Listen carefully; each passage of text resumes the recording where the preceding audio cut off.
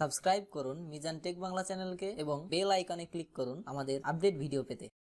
আসসালামু আলাইকুম ভিউয়ার্স, আমি মোহাম্মদ মিজানুর রহমান, মিজান টেক বাংলা চ্যানেলের পক্ষ থেকে স্বাগতম। আমি আপনাদের আজকে দেখাবো কিভাবে আপনার নিজের ফেসবুক সিকিউরিটি হাই করবেন, অর্থাৎ আপনার ফেসবুক হ্যাক হওয়ার হাত থেকে বাঁচাবেন। আমার কাছে আজকে আমাদের বড় ভাই আসছিল, তিনি তার নিজের আইডি অলরেডি হ্যাক হয়ে গেছে এবং সে বুঝতে পারছে না কি করবে। পরবর্তীতে সে আমার কাছে আসায় আমি নিজেও হ্যাক হওয়ার বিষয়টা সমাধান করে দিতে পারি নাই, কিন্তু তার নতুন আইডি যেই আইডিটা ছিল সেই আইডিতে সিকিউরিটি বাড়াই দিয়েছি। কিভাবে ফেসবুকে সিকিউরিটি বাড়াবেন এবং পাসওয়ার্ড আইডি হ্যাক হওয়া থেকে কিভাবে বাঁচাবেন, তাহলে চলুন কথা না বাড়িয়ে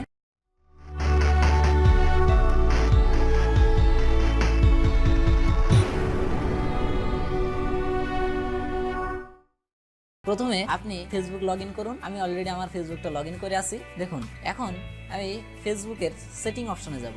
সেটিং আসার পর দেখুন এখানে লেখা আছে সিকিউরিটি অ্যান্ড লগ ইন, এখানে ক্লিক করুন। ক্লিক করার পর দেখুন নিচে লেখা আছে ইউজ টু ফ্যাক্টর অথেন্টিকেশন। আপনি যদি অন্য কোনো ডিভাইসে আপনি নিজেও বা অন্য কোনো কেউ আপনার নিজের পাসওয়ার্ড জেনে গিয়েছে, আপনার ফেসবুকের পাসওয়ার্ড জেনে থাকলেও সে কখনোই আপনার ফেসবুকে প্রবেশ করতে পারবে না। আপনার ফেসবুকের পাসওয়ার্ড জানা সত্ত্বেও না ঢুকতে পারার কারণ হয়েছে যখন কেউ আপনার ফোনে বা আপনি নিজেই ফেসবুকে প্রবেশ করবেন পাসওয়ার্ড দিয়ে, তখন আপনার কাছে ফোনে একটা এসএমএস আসবে।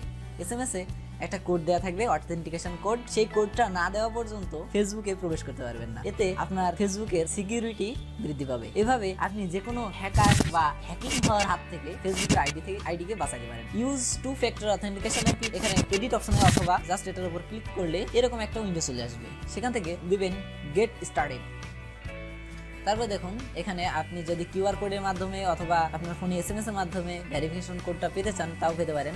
দুইটা সিস্টেম আছে, দুই সিস্টেমের একটা নিলেই হবে। তবে আমি এসএমএস এর মাধ্যমে নিচ্ছি, সেহেতু টেক্সট এসএমএস। জাস্ট নেক্সট ফোনে ক্লিক করলাম। সিকিউরিটি কোড হিসেবে আমার ফোন নাম্বারটা যাচ্ছে, আমি এখানে আমার ফোন নাম্বারটা দিচ্ছি। এবার দেখুন এখানে নেক্সট অপশনে ক্লিক করব।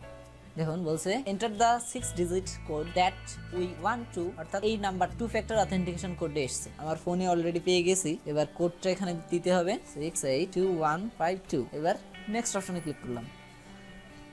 এবার এখানে receive text notification about new message posted and more. আমি এখান থেকে যদি কোনো পোস্ট বা কোনো কিছু করে থাকি তাহলে সেই এসএমএসটা যেন আমার ফোনে আসে, সেজন্য এখানে নোটিফিকেশন অপশনটা অন করে দেবো। দেওয়ার পর ফিনিশ বাটনে ক্লিক করব। এবার দেখুন এখানে লেখা আছে টার্ন অফ, অর্থাৎ আপনি যদি আপনার 2 ফ্যাক্টর অথেন্টিকেশন অফ করতে চান তাহলে এই অপশনে ক্লিক করলেই অফ হয়ে যাবে। চলুন দেখে আসি কিভাবে এটা কাজ করে। আমি আমার আইডিটা লগ আউট করছি। দেখুন আমার আইডিটায় আবার আমি প্রবেশ করছি আমার পাসওয়ার্ড দিয়ে লগ ইন। দেখুন এখানে একটা 2 ফ্যাক্টর অথেন্টিকেশন কোডের একটা এসএমএস চলে এসেছে। আমার ফোনে অলরেডি সেটা চলে এসেছে, তো দেখে নিই এসএমএসটা যতক্ষণ আপনি না দিবেন ততক্ষণ আপনি নিজের পাসওয়ার্ড দিলেও আইডিতে আপনি প্রবেশ করতে পারবেন না।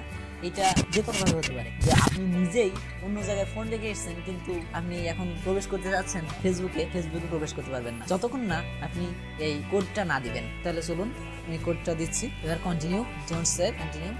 দেখুন আমি কিন্তু একটা সিকিউরিটি, অর্থাৎ আমি পাসওয়ার্ড দিয়েছি, তারপরেও কিন্তু আমাকে আবার ডাবল করে আরেকটা ফোনের এসএমএস এর মাধ্যমে যেটা পাঠাইছে সেই কোডটা না দেওয়া পর্যন্ত আমি আমার আইডিতে প্রবেশ করতে পারলাম না। তাহলে বন্ধুরা আজকে এই ছিল মূলত ভিডিওটা। যদি আপনাদের ভালো লাগে তবে অবশ্যই লাইক, কমেন্ট এবং শেয়ার করবেন। এরকম নানান ধরনের tips and trick technical video পাওয়ার জন্য আমার চ্যানেলটাকে সাবস্ক্রাইব করবেন। Till then take care.